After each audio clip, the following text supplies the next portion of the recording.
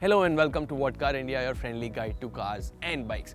मेरे पीछे जो गाड़ी खड़ी है इसे खास इंट्रोडक्शन की ज़रूरत नहीं है बिकॉज इसके अराउंड बहुत हाइप रहा है और इस हाइप में बड़ा कंट्रीब्यूटिंग फैक्टर था इसके एडास सिस्टम यानी एडेप्टिव ड्राइवर असिस्टेंस सिस्टम्स।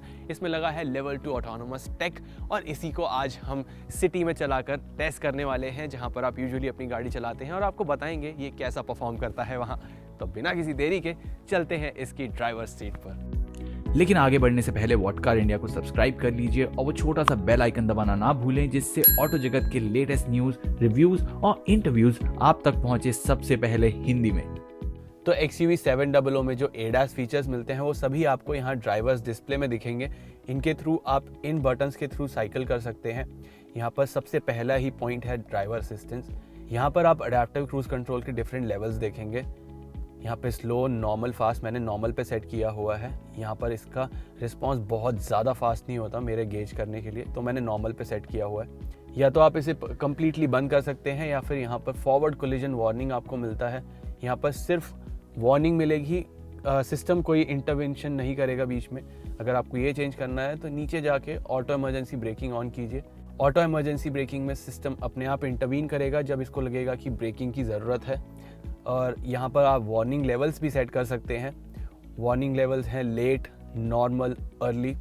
मतलब वार्निंग आपको थोड़ा लेट मिलेगी या फिर नॉर्मली समय पे मिलेगी या फिर एकदम पहले ही देने लग जाएगा कि आपको बहुत समय मिले इस सिचुएशन में ब्रेकिंग करने का। तो ये आप यहाँ से सेट कर सकते हैं। फिर आता है lane keep assist. Lane keep assist में आप या तो इसे ऑफ कर सकते हैं या फिर सिर्फ वार्निंग ले सकते हैं। यहाँ पर लेन के बीच में रखने का काम अपने आप खुद करेंगे। वार्निंग प्लस असिस्ट में आपको वार्निंग तो मिलेगी ही अगर आप लेन के बाहर जा रहे हैं, साथ ही साथ इसका स्टीयरिंग भी थोड़ा बहुत इनपुट देके आपको लेन के बीच में रखने की कोशिश करेगा। इसके साथ मिलता है smart pilot assist, high beam assist और ट्रैफिक साइन रिकॉग्निशन। मैंने ये सारे फीचर्स इस समय ऑन कर रखे हैं और अब मैं गाड़ी चलाता हूँ और आपको दिखाता हूँ कि ये कैसे काम करते हैं और ये किस सिचुएशन में आपके लिए काम के साबित होंगे। चलिए अब गाड़ी स्टार्ट करते हैं।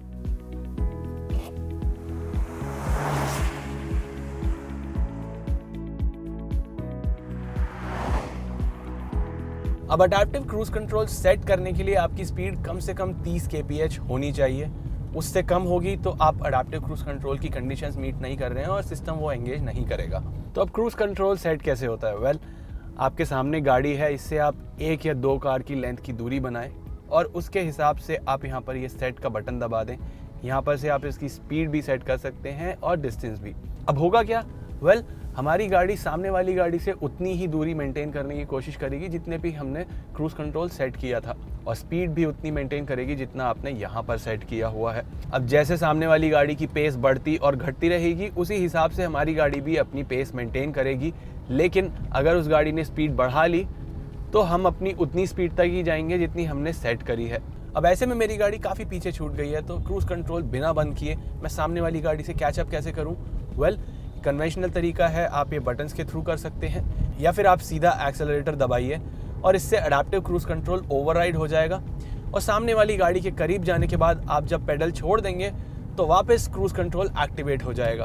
अब XUV 700 के एडास फीचर्स सिर्फ हाईवेज पर ही नहीं बट स्टॉप गो ट्रैफिक में भी बड़े काम के साबित होते हैं।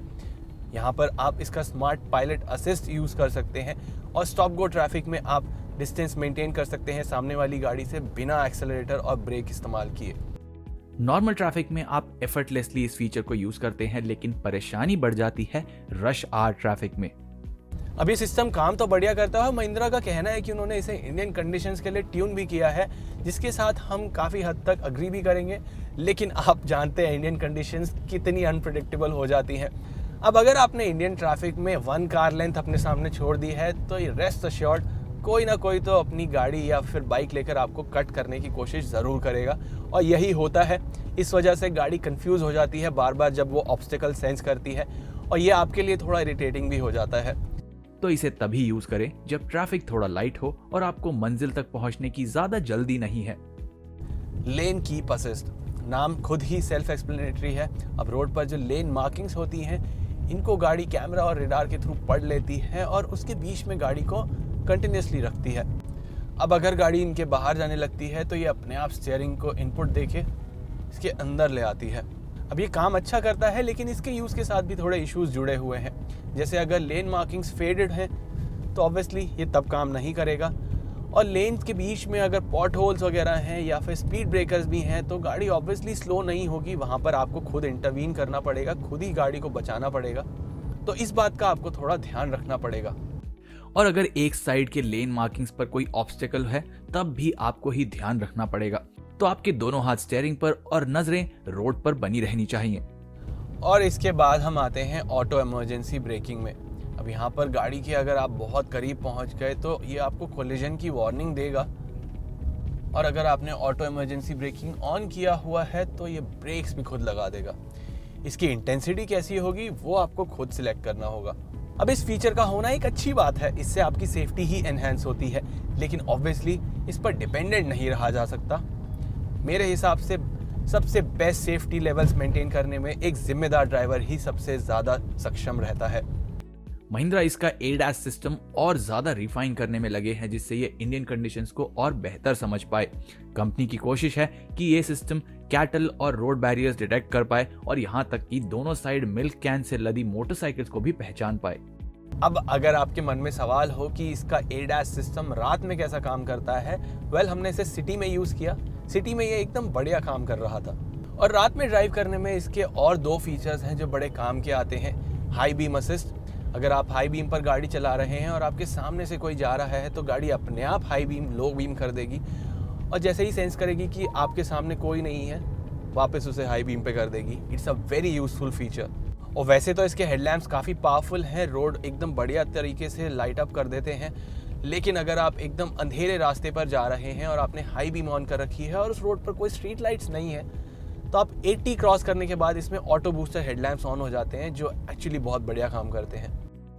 XUV700 में ट्रैफिक साइन रिकॉग्निशन भी है, जो क्लियरली मार्क्ड इंडिकेशंस को ही पढ़ पाता है, वो भी अगर वो गाड़ी के कैमरा के विजन में पड़े तब। तो स्पीड लिमिट्स पर अपनी नजर बनाए रखना बेहतर है, लेकिन हर जगह नजर रखना ऑलमोस्ट इम्पॉसिबल है। तो गाड़ी में ब्लाइंड व्यू मॉनिटर भी है जो इंडिकेटर देने पर एंगेज होता है। इसका विजन काफी साफ है और ये पीक ट्रैफिक में बड़े काम आता है। इसके अलावा ड्राइवर ड्राउजीनेस डिटेक्शन और 360 डिग्री कैमरा फीचर्स भी आपको मिल जाते हैं। ये एडास फीचर्स आपको AX7 वेरिएंट ऑनवर्ड्स मिलते हैं। और जहां तक सवाल है इनकी इफेक्टिवनेस का, इनका एग्जीक्यूशन इंडियन कंडीशंस के हिसाब से एकदम सटीक है। हाँ, इस पर ब्लाइंडली डिपेंड नहीं कर सकते, लेकिन ये सेफ्टी की एक एक्स्ट्रा लेयर ऐड करता है और हमारी बुक्स में extra safety is always welcome. आपका क्या मानना है ऑटोनोमस टेक के बारे में? क्या ये इंडिया में सफल हो सकती है या आप इसे अपनी गाड़ी में पसंद करेंगे? कमेंट्स में बताइए। अगर ये वीडियो पसंद आया हो तो लाइक और शेयर जरूर करें। Thank you so much for watching.